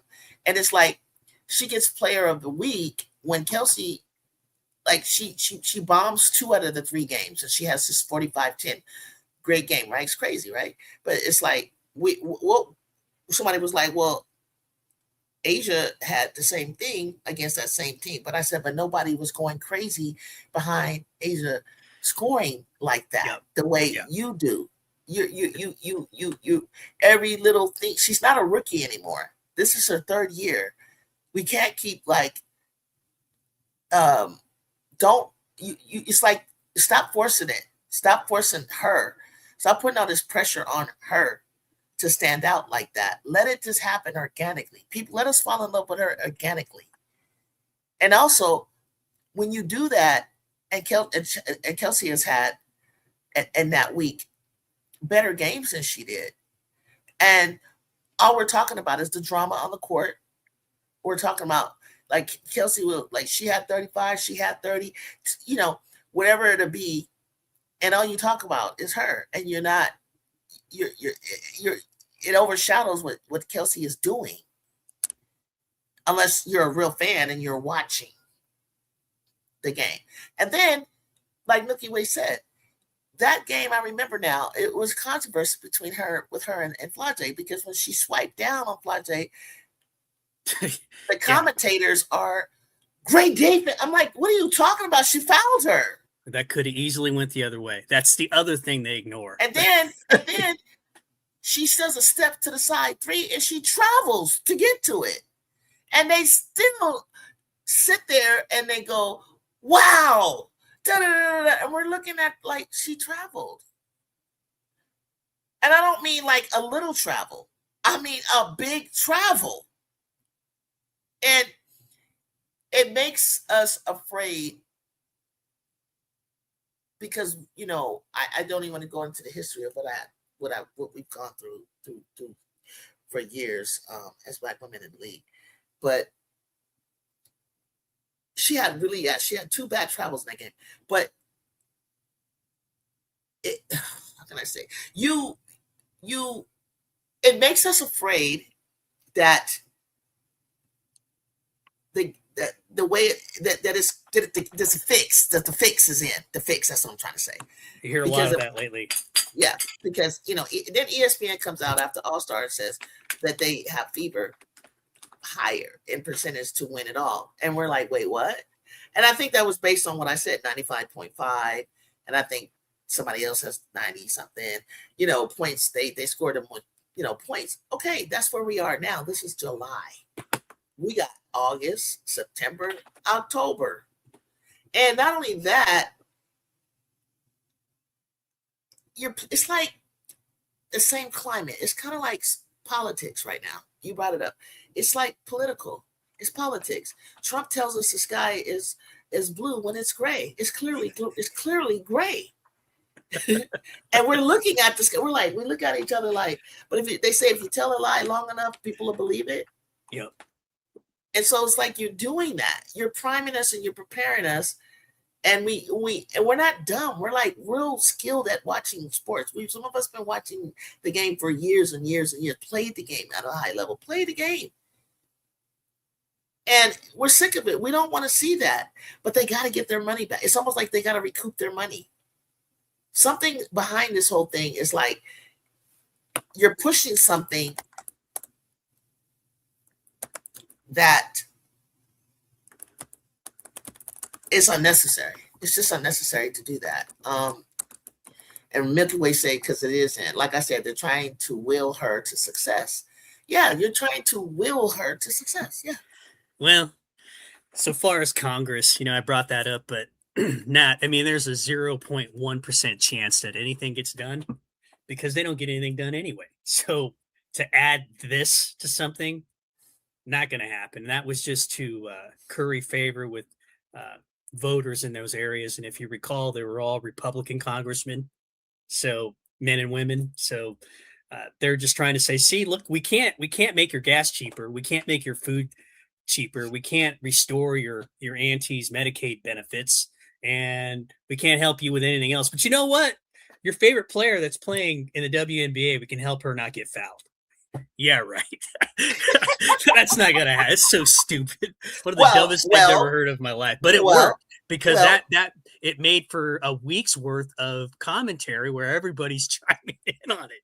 But yeah, there are people out there that actually believe there's such a thing as a Caitlin Clark bill. So okay.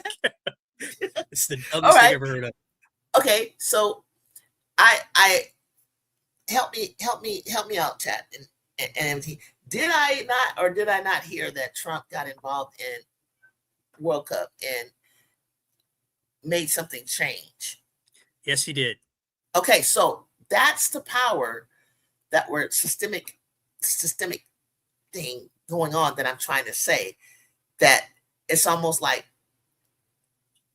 the Karen. Like he said, why do you guys say Karen? Because Karen, this I'll give you an example. Black man was walking in Central Park. He's a bird watcher. He's minding his business, remember that. Watching birds. And she decides to call the cop because she feels like, I'm going to call the cops on you. And they're going to see me, this fragile, weak white woman, in a park alone with you. And you're not here with doing anything. You're not walking a dog. You're not running. You're not, what are you doing? Well, enjoying the scenery like anybody else should be able to. But if you call the cops in certain climates, the way that things are going, he's going to get something bad happen to him. And so it's the same.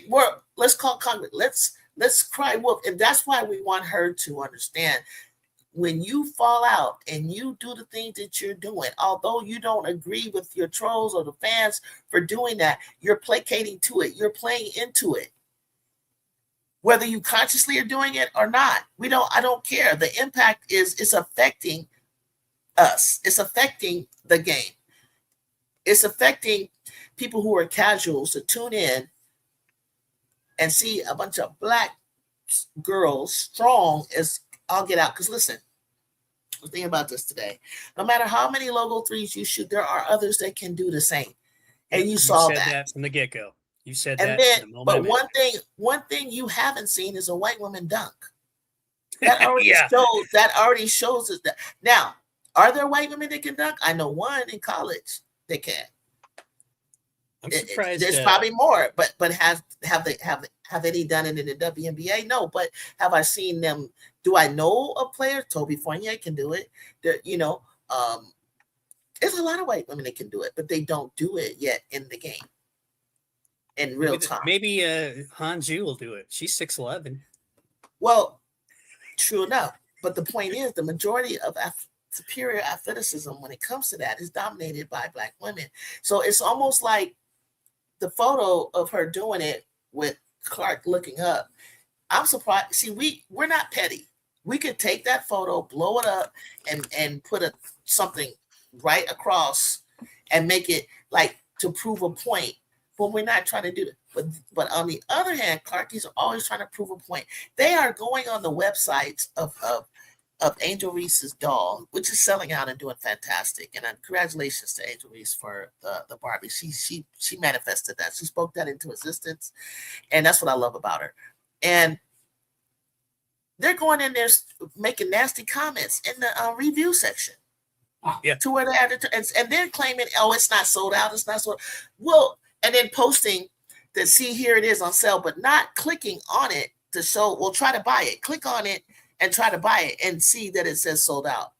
You understand what I'm saying? Of course. It's like politics. You claim the Democrats cheated in voting, but yet here you are doing everything you can to affect the voting, which for instance, with the All-Star votes, when they found out that Cece and Aaliyah and Kelsey weren't leading in the votes, Twitter goes crazy. Hey, we got to get this vote out. We got to get this vote out, whatever. And then boom, there she goes back to the top. So everything is to push their star athlete. But but in reality, that is how it works though. You want to see your favorite player, so you vote. You want to push, but it's for the wrong reasons. And in the argument of face of the league, that's another thing. I think it's all about what you weigh to be important about being a face. Yes, she brings in, you can define that popularity, or Asia's resume is this, but exactly, it's like it's subjective. Which one is it? Completely is subjective. It both? I mean, is anybody really going to discount what Kareem said? That's his opinion. So I mean, but he's like, to be honest, MJ should not even have been considered. It should be Kareem and then everybody else. Yeah. I mean, but that's a valid point. But in his day and age, he changed the game to the point where they changed the rules where he couldn't dunk in college. And then in the NBA, it was the same thing. That's why the ABA was better.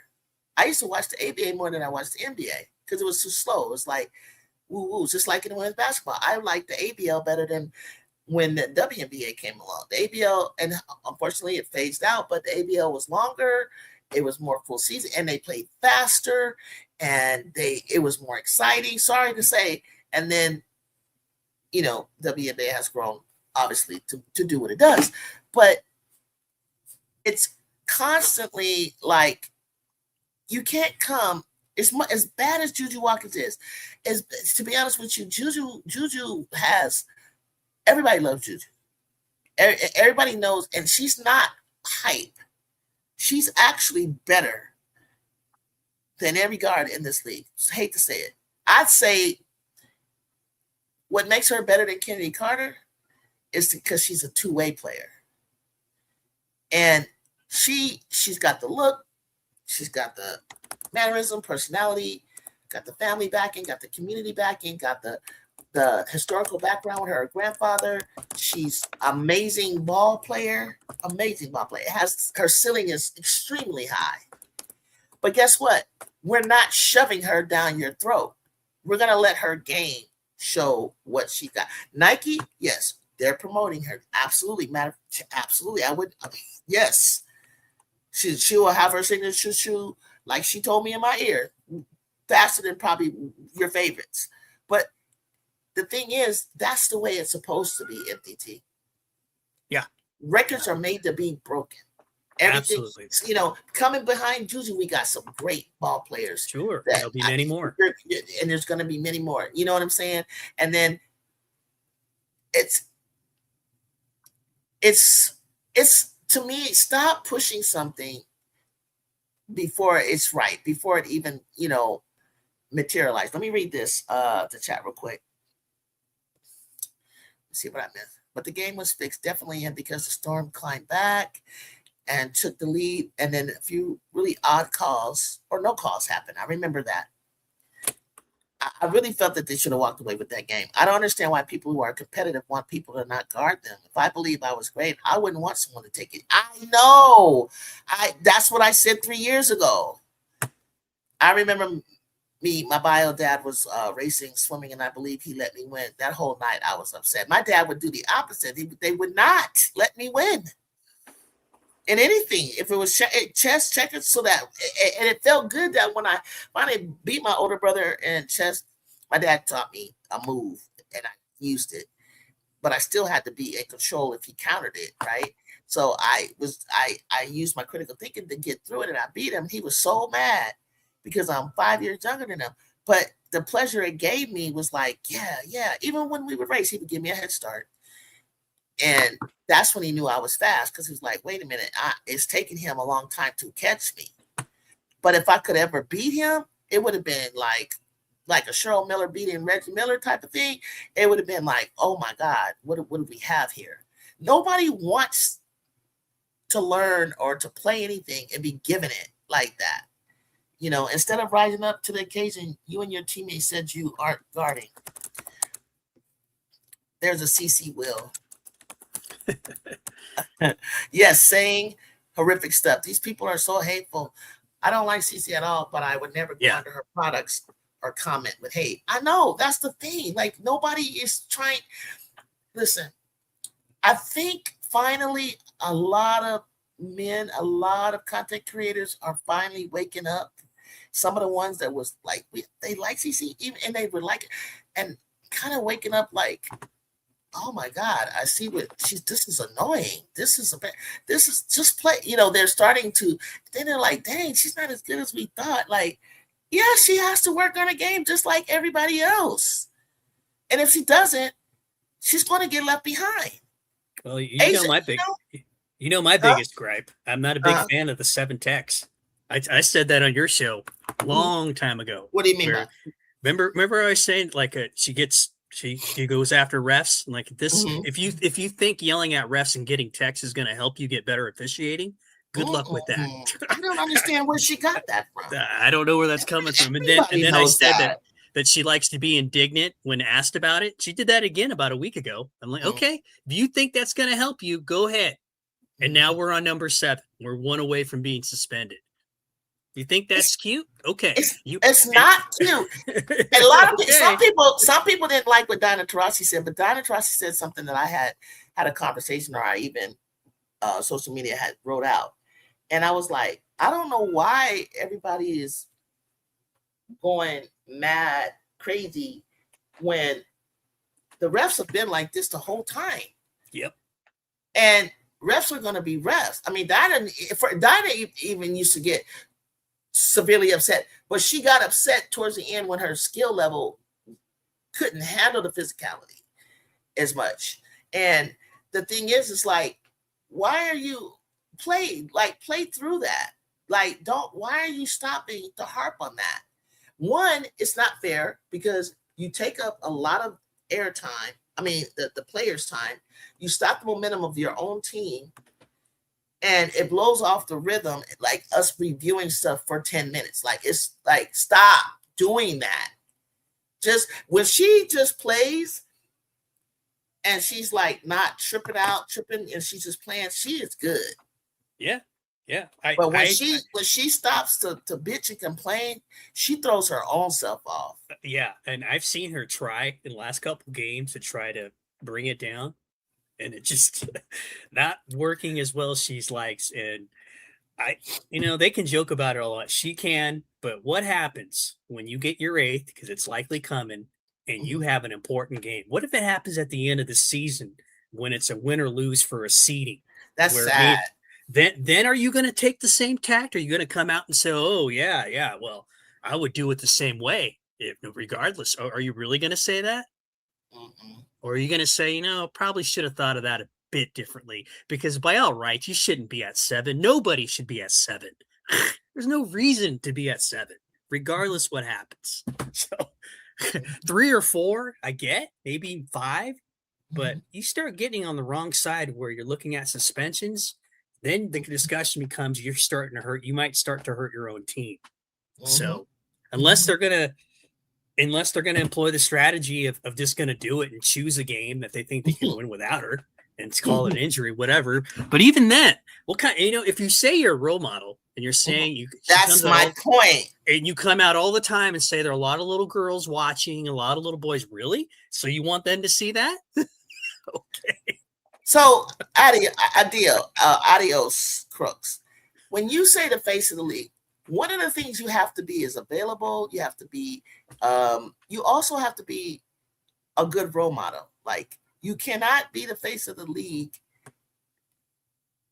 We won't even talk about that. She's not the best in the league. We won't even talk about that. But a face, you're supposed to represent the league, and that type of behavior. If you watch sports that is not like AAU, and you see these kids who look up to her and they start acting like that, like a petulant 2-year-old, and throwing temper tantrums and reacting like that, they pick up what they see. And if their favorite player is acting like that, they're going to act like that. That is not okay. That's not good sportsmanship at all, at whatsoever. I would, if my kid acted like that, like I would, the coach wouldn't even have to sit them down. I'm going to sit them down. You're not even going to play next week. You do some shit like that. Yep. I'm not going to defend it. There are plenty of people out there that will, not me. And I've been pretty consistent. Even when I first met you, I said that at the very beginning, like this could be a problem. And I don't know where you think it helps you in a lot of different ways. So, yeah, I mean, I say that all the time, the John McEnroe of the league. The super brat. That was his nickname. Remember, JuJu? Yes. It was terrible. Super First, I used to laugh at him. First, I used to be like, I'm at. Then John it got worse. And I was like, John, you need some medication, bro. Like, you're having a whole conversation here. The super brat, like, bro, like, stop. That's enough. There are a lot of people making memes. They should have one out there that says, "You cannot be serious." Chewing out a You cannot be serious. It's like, do you understand what it takes for this child was up by 35 points to tell Sanaya Rivers to look at the scoreboard? You look corny. You look horrible. And then you get a tech and you're up 35 points. Even Candace Parker was like, had to laugh at her. Like, bro, who does that? Why? And then I'm sitting here like, why is she even in the game? Because if she gets hurt, being up like that, they're going to get on you, Stephanie. But then Stephanie's like, if I don't leave her out there because people pay money to see her, God damn it, like, I don't care. Stop being moved unless your GM and your organization is telling you to do that. But you're up 30, you're 35 points. You got a technical because you wanted to argue about, and Sanaya didn't even foul you. It was Olivia Nelson-Odotta. And then you're going to sit there and argue with this girl and say, look at the scoreboard? No. She should have learned from Angel did that because that was a close game in LSU. Angel did that because her and this other black girl were going at it. You're not her. That whole thing right there, it was corny. She should have learned from the game before, because remember she got teed up in that New York game like 30 seconds into it because she was yelling at a ref. Should have figured it out right there that there are eyeballs on you. And if you get out of line, they're not going to be afraid. So. Well, she got it. And then people say, I'm going to bring this up. People say, well, did it matter that it was a black woman that she was saying it to? Yes. Because of the history. The optics. Let me explain the optics. When Bridges was walking into to break the segregation, Brown versus Brown, I think. Well, what's her name? Something Bridges. I forget her first name. There's a classic picture of this young white girl around her age behind her yelling. She has this look on her face of hatred and spewing at her. And there are other instances where that goes on. That's the image that it evokes. That's the optics that it evokes when she does that. Okay? It's just the way it is. It's just historical. It brings up generational trauma. Ruby Bridges. Thank you, Milky Way. When you do that, it goes deeper. Why does everything have to be? You got to go back into, the black card and the this and the that. No, because it's important. Because it's history. It's history. It's generational trauma. It's PTSD for us.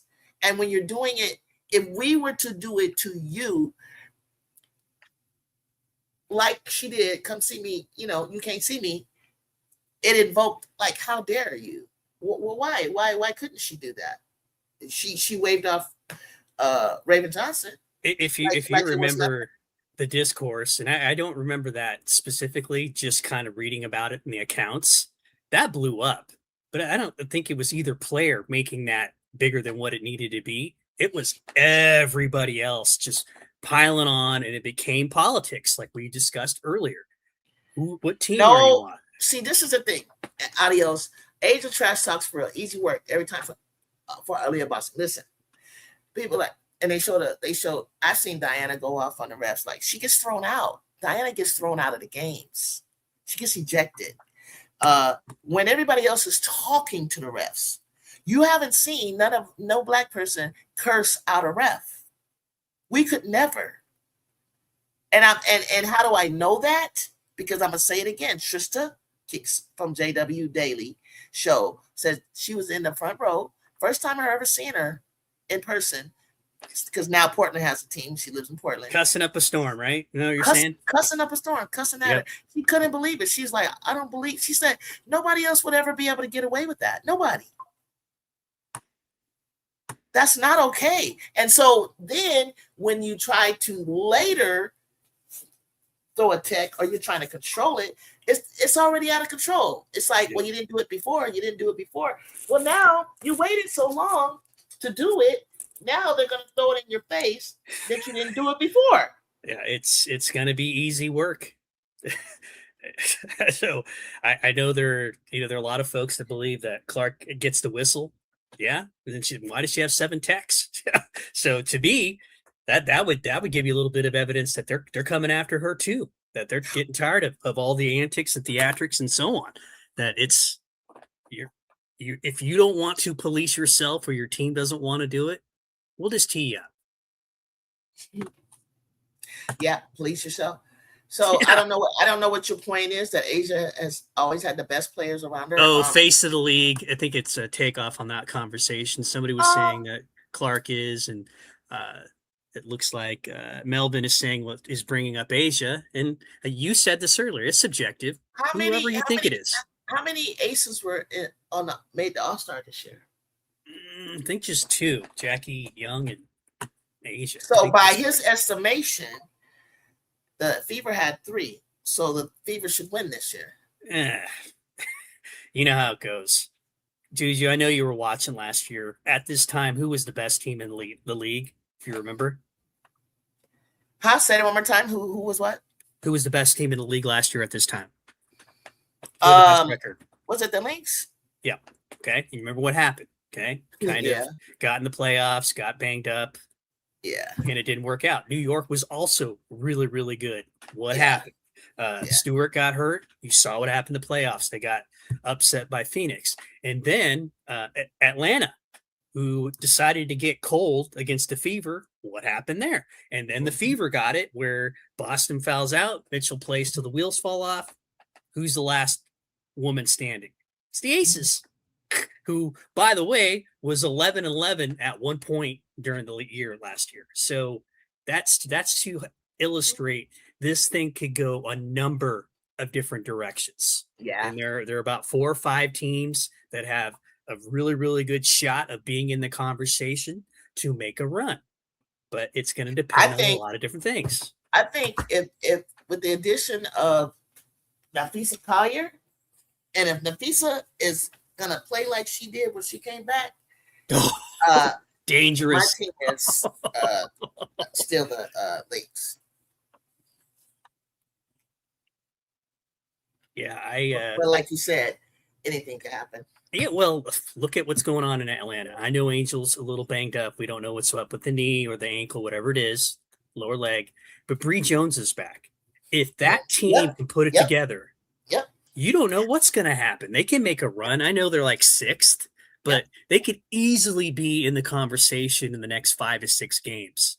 So if they play together, play like who they are. And it was so funny. I was on my nephew's channel, and they laughed. They're like, "Ju, they just started laughing. I said, Bree Jones is coming back. They like, what is Bree gonna do? But see, everybody always thinks I'm talking about offense. I'm like, Bree does so many things. She's a connector. She sets mean picks. She's a big body that Boston has always like had to pretty much sumo wrestle with. And as far as anybody else that has big bodies inside, who is it? Asia and Melissa. And then you got is Jonquel Jones going to come down and help inside with Stewie? Because Stewie can't do it, her little body, you know. So, and then you got Natasha Howard, who's agile, and Napheesa that's agile, and is Nia Coffey over there? Like it's I got the links. Hey, Bob Jones, you got the links too? I don't know. I just think the coaching with Cheryl, the pieces that she has, the consummate Olivia Miles, point guard, the midi guard out of Courtney, and then you got this point forward stretch Napheesa, who plays with pace. Natasha, who's playing the best basketball of, like, she's like herself again, like she's hooping. And then you got, bench pieces, right? So a lot of it has to do, like, when it comes to playoffs, what I worry about with the Aces is their bench, the lack of scoring off the bench. That's what I worry about with them. Yeah. Because it's because look, Asia scored 38. They missed her whole 38 ball. The Mystics was not letting up. How is she going to handle Betts, Kiki, and Austin? That's a lot going on. So that's why Jackie ate up Georgia Amore. Chelsea ate up Amore. So that's where Sonny Citron Corey McMahon. Have you talked about any potential trades? I haven't. I don't know who I would. I know what they need, but I don't see where it would come from. I got one for you. A little bit of a hot take, maybe outlandish, but nevertheless, for the remainder of the season, because this player's on a 1-year deal coming back from an injury, Kelsey Plum traded to the Mystics to end the season. If she wants to leave after, she can go back to the West Coast, whatever. What do you think of that, JuJu? That's it. That's it. That's it. When you said Amore, I was thinking about the substandard point guard play there. I'm just thinking this is all they need. They got bigs, they've got wings, they've got scoring, they've got rebounding. Yeah. Yes. They need that. They need that vet. They need that. I like that. Can you imagine Kelsey Plum? That'd be crazy, though. The Mystics? That'd be crazy. Okay. So they have, don't they have until August 2nd? Yeah, it's coming up on, is that Sunday? Is that a Sunday? Yeah. Yeah, it's Sunday. It's a Sunday. Ooh, okay, so we got, okay, all right. Okay, so I was thinking about this of maybe some others, but like the one other name that's out there that's been floating around is who's the point guard in Chicago? Diggins. But she's on a 2-year, almost a 2-year max, close to that. And I don't know if a team would want her for that second year who has room, but a 1 year just to finish out, and Washington has the cap room. They need something. They need a distributor. They need someone that can play defense. They need someone that's gonna go hard, can score. Yeah. Mystics is scary. Mystics is scary. That's all I can tell you. Mystics is scary. Yeah, Mystics is scary. Yeah, it takes a little bit to get together. They're a young basketball team. Fearless. You bring in another vet, a winner. Oh my! So can't think of anything else beyond that. I was thinking maybe I had some thoughts about maybe trading Enrique, but that's another 2 to 3 year long deal. I don't know if people would want to pick that up, but the Kelsey Plum one, since it's only a 1 year and you're essentially paying half the salary, that's it. And then if she wants to leave, she can. But there's somebody who has championship pedigree. Woo! Man, that would excite me just to watch, just to see that go down. So basically, you're looking at players that are out with injury that might be. No. I was looking at it from like, okay, who could you bring in that wouldn't cost you too much? Because Plum's probably got to sign off on this, right? She's getting re-examined. So they can't bring a rookie. They can't bring Sydney Taylor. Yeah, but Chicago would be nuts to try to release her. I mean, she's so good for them. JuJu, talk about somebody we should be talking about. There's another player that should be in the discussion that rarely gets talked about. That's phenomenal. It's doing so good and has a great story too to boot. So, Milky Way, where would you want to see Camila Cardoso? Indianapolis. We'll take her in Indiana. Send her on over. Okay. We'll give you Dantas straight across. Yeah, I hear you guys say you don't want Dantas. I hear that a lot. CBS and Peacock definitely not complaining. Unfortunately, both games with the Fever had 3 million views. Peaks both games. Well, listen, Bob. Some of that has to do with when they played some of the Fever games, they were the only ones on. And then when they played when the other games were on, we had to bounce around from 4 channels. Like it was just all over the place. They specifically did that, and that skews the numbers. And that's what I be talking about. How they manipulate. And then turn around and say, see, they got the most views. Woo, woo, woo, woo. And I'm like, yeah, because you're the only one on. And it's true. I mean, that those ratings are correct. Yeah. However, that's not to say that all the other games are also up too. And remember that what I pointed out last year.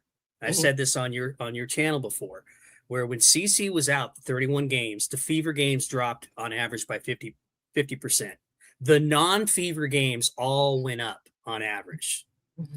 That should tell you something about where it's going. So yeah, it's great to point this out, and it does drive the narrative for the folks who. I mean, if you're driving the narrative that only, it sounds like what I'm hearing is you're driving a narrative that only people are watching is because of CC, or only people are attending games because of CC. When I told you that the Golden State Valkyries and sold out, are sold out, and so are 18,000. Portland is too, and they're number 1 and number 2, then the Fever. Yeah. So it's like, and the other places could be sold out too, but they don't hold as many. And it's not because they're playing the Fever when they are. Hey, Peter Mouse, what's happening? But listen. Once again, I didn't intend to be up here that long, but all of you guys that have joined tonight, Adios and Peter, if you haven't liked or subscribed yet, please do so. Like, follow, and subscribe. My current goal is 800 subscribers. If you would like to donate to my Cash App, please do at $ JuJu on the beat 100. Please feel free to do that. We'll be back. WNBA will be back in action tomorrow. Everybody is thirsting and waiting for this game. And those of you who are Fever fans, you will be playing Seattle. And, Seattle want to get back. So that's going to be a great game tomorrow night. It should be. Thank you, Adios. That's going to be a great game tomorrow night. And as well as other teams are playing. Does the Fever have the top 5 most watched games, MDT? Yeah, that's correct.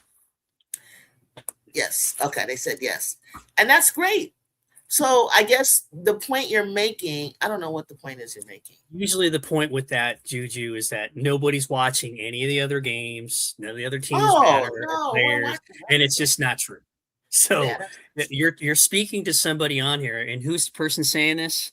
Anthony. Anthony, I watch all the WNBA games, as many as I possibly can. And there was a time that I was preferably watching other teams' games because they were playing better basketball. Now, as of late, that's changed.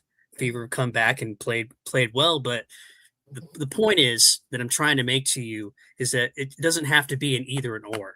We can watch it all and be fans of it all, and be fans of all the players and celebrate this sport. And again, and I challenge you, I hope you're going to watch Unrivaled, and I hope you're going to watch Project B, year-round women's professional basketball. I'd like to hear more discussion on that, more discourse on that. So, excuse me, JuJu. Just had to get that. No, that was great. That was great. Thank you, MDT. Michelle wants to know, do you have favorite W teams? Yeah, you can tell her which one it is. Well, I know it's the Fever, but do you have any more besides the Indiana Fever? Oh, I love watching Minnesota. I don't miss any other games. I love what Olivia Miles is doing. I feel proud. And when I came up here early on and expressed to JuJu that I love watching that young lady play. So I don't know if you were surprised when I said that at the very beginning, but I remember saying that. I said, she is fantastic. And she hasn't disappointed the rest of the way. I love the way that Golden State plays team basketball. It is incredible to watch that game where I think they held the Mystics to 49 points, something ridiculous, just took them completely out of their game. And I appreciate that from a thinking man standpoint, but there's nobody claims to be, even their best player says, look, there's no stars on this team. I just want to help my team win. That was Gabby Williams. She said that at All-Star. Said, listen, I'm here to help this team win. Look what they do. You were talking about Caitlin Chen a little bit ago. Yeah, when she comes in, she makes the minutes count. I mean, those are two teams I love watch playing.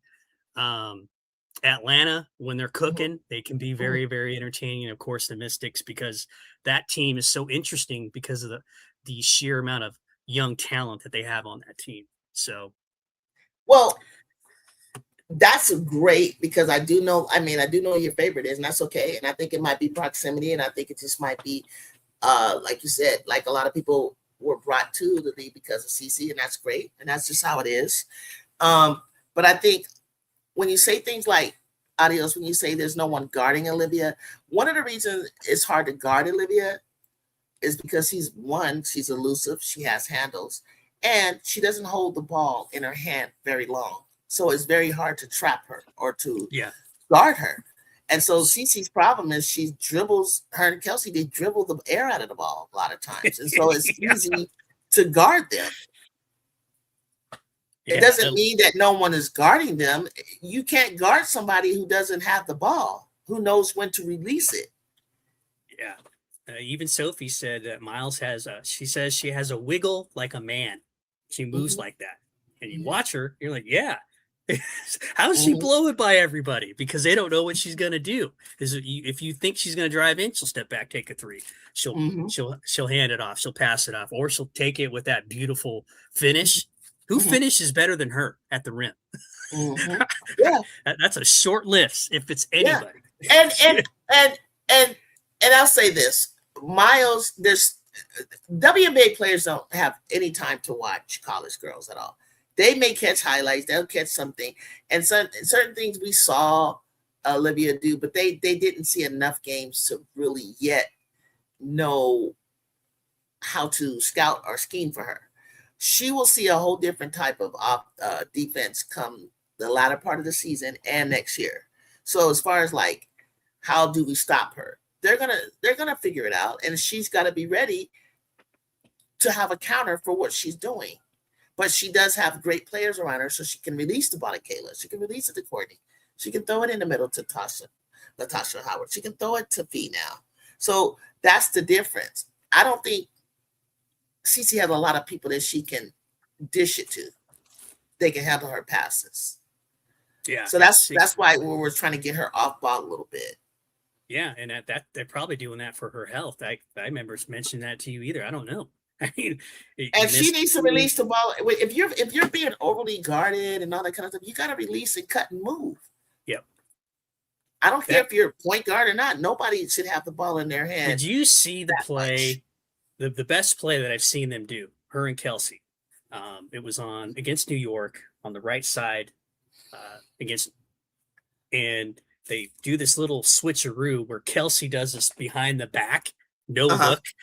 It was the most beautiful play that I've seen them do. And I looked at that and I said, that was just recently, right? Yes. I said to myself, they need to do more of this I think they know because that now. Who's going to expect Kelsey to pass in that situation? Correct. And look, you need to do more of that. You got to mix it up. That's the stuff that Minnesota does already with their team. That's what Golden State does. Okay, you want to key on someone? You want to think that we're predictable? Okay, We're going to show you we're not going to do that.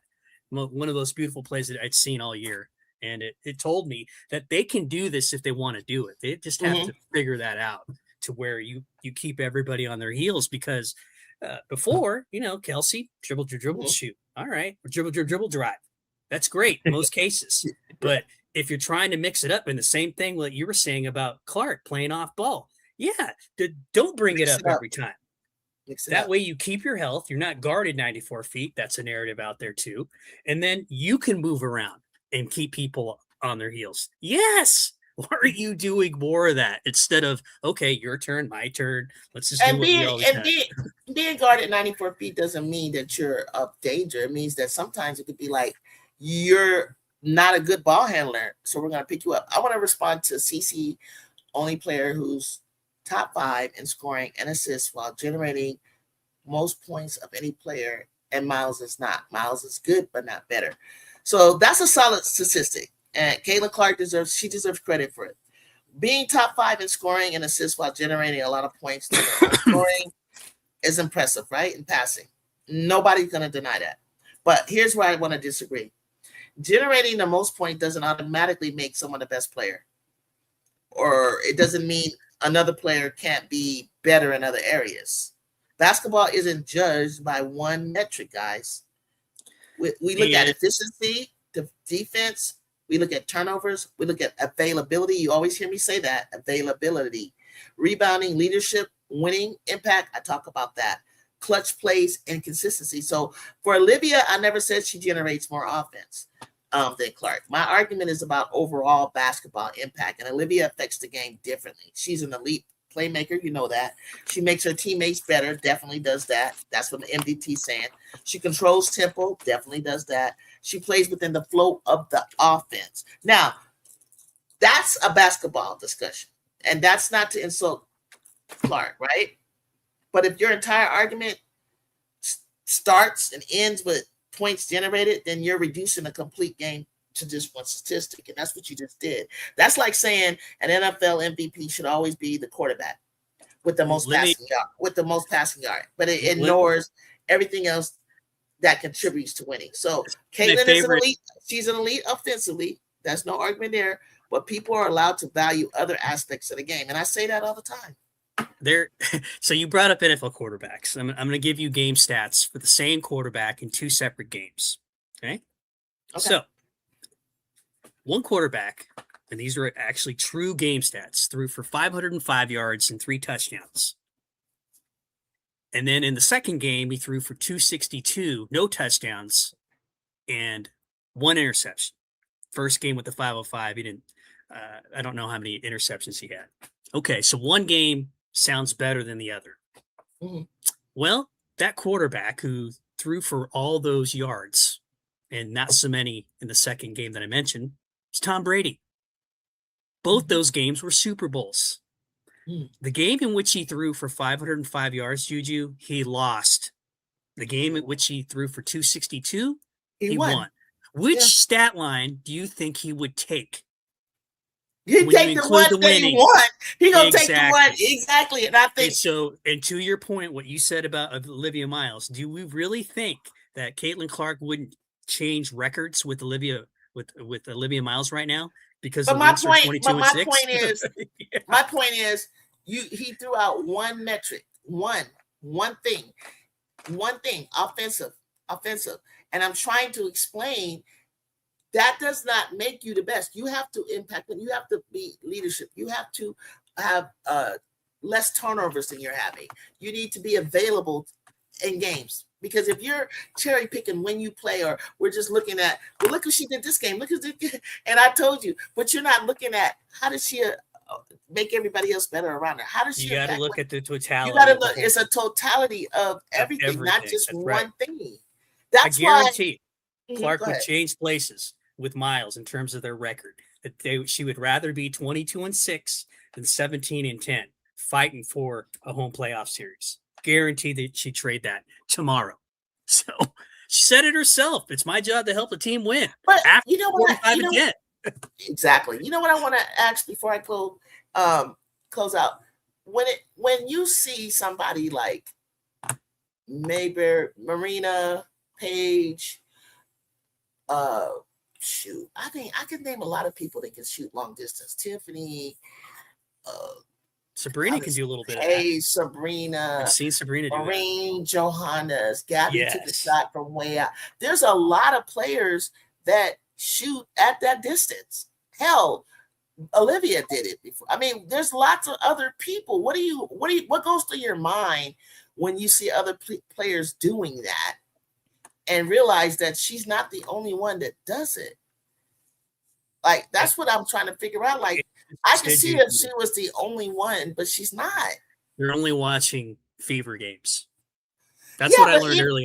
But even in a fever game, the opposite team is showing you they can shoot from distance too. You're correct, but they're only watching Cece, not the other players. That's it. So she could have a great night, and if they lose, they blame everybody else and give her all the praise. It wasn't her fault. They blame the coach. I'm thinking you're on that team, and even she wouldn't do that. She wouldn't make excuses. So why are you? But but you know what? I never, since I've been watching her in college, I never looked at her as the clutch girl. She doesn't have a clutch gene to me. Well, she hit one earlier this year against one. Just one. But I've been watching her for like 5 years, and I'm like, she's not clutch like that. She's not like, get the ball to her, get the ball. That's not what we do. That's not. And then again, And I've been in a couple situations, but I think you could make an argument for that a little bit. But I mean, if we haven't seen her in a playoff series, I mean, you got to see her there and then get into those conversations like you're saying. But yeah. Well, that's where we're waiting. Yeah. Like I've seen Asia do it several times. Yeah, absolutely. And that's going to change the discourse, whatever happens. So like she's clutch. Like I've seen her hit clutch buckets for the win. Yes, Miles could shoot better than CC. CC just gets the pick and shoot that three that may or not look. It's inconsistent. That's not really her go-to shot. Like what I did appreciate about her this year, and it cracks me up how she's been getting to the rim. She's been getting to the rim. I think you guys should be celebrating that she's adding to her game. Yes. Are you coming? Are you going to be up tomorrow night, JuJu? Yeah, I think I'm gonna come. I think I'm gonna try to come back. But it's I gotta get back 5. I know you're 2 hours behind me, so it's gonna be like 8. I'm sorry, because 7 or 8, something like that. So that's your time, right? Yeah. Okay. Okay, so let's do it. Let's thank you all for joining me. I'm gonna wrap it up though. And MDT, I'm glad you took time off because I had to. I was sick. I had to do it, but also my brain was exploding. I was like, let this stuff die down. I can't take it. Yeah, I could tell in the couple of your last videos. I hate that. I don't want to be like that. And I'm like, I'm okay now. I get it. I'm all right. Okay. I'm all right. But yeah, come back, and as always, you make the show. You clear things up. You fill in spots that I love that I can't respond to, and you give a fair assessment, and I love that. And I appreciate that. Yeah. Even those that I don't really. I mean, I just want facts. When you guys are in the chat, you give your facts. We'll give facts. We'll weigh it all out, and we'll see how it comes out in the wash. Really. You know what I'm saying? Well, I've had a little bit of practice. I've been spending some time over on some of the AR5 and AR5 adjacent sites. And you go over there, and if you are talking CC mess, and if you're being mean and nasty, they don't have a problem removing you. So if you go there, you got to come correct. So you better have your information. You better have your facts. And you better, and you know, there's a lot of bashing there that I'm not the biggest fan of, but it's okay. I don't expect any less than that. That's fine. But when I go over there and I say I celebrate basketball, you know, they can tell that I'm watching, because I wouldn't be able to comment on a dream game against Minnesota if I didn't watch it. Right. So they understand that, even though, you know, I'm a Fever Clark fan, but you know, it's just all how you approach people. You can't go over there just, if you think you're going to get anywhere insulting people and that's how you win the argument, good luck. Good luck with that. And I respect, no one got too crazy. You guys didn't insult each other, and you bringing up a metric, but bring up the point of the metric, because we got another, you know, I'm looking for, like, what's the point of the metric? What are we trying to say? Are you saying no one's saying that she's not good. No one hasn't said that. But what we're saying is she's not the best, and she's got room to improve. And what would really make her game, I think, a lot better is if she stopped focusing so much on her, obviously, because she got 7 technicals. So, like, chill out. I mean, that's obvious, right? If you want your girl to be on the floor and not make a crucial mistake in the heat of the moment during the playoffs, I really don't know if she wasn't on the floor, me personally, that it's going to make that much of a difference, because they play the thing about the Fever, they play just as well whether she is or she isn't on the floor, and that's a good thing. That's a good thing. And how about this point? You don't think the other players aren't going to try to bait her? If I was on the other team, I'd try to get her upset. But really, nobody's really doing anything to her. It's like she gets mad at the refs. Yeah, I mean that whole thing with the Sanaya Rivers, that didn't look like much. And then no, actually, it wasn't even. They were going back and forth, but like on the shooting, but it was Olivia that fouled her, not Sanaya. But in the end, the consequences, that was always going to hurt Clark more than Sanaya, because you got 6 techs. I don't even know how many techs Sanaya Rivers has. Right. So that's my point in that, is that I know that you are on thin ice. Right. So. Right. Okay. All right. Okay, I'll see you tomorrow night. Okay, I'll see you guys. Come back, guys. Right here, right tomorrow. And I'll try to set up a. Bye, chat. Thanks for everything, JuJu. Thanks for the flowers. Appreciate you. Yeah, for sure, MDT. Thank you, guys. Talk to y'all soon. Peace.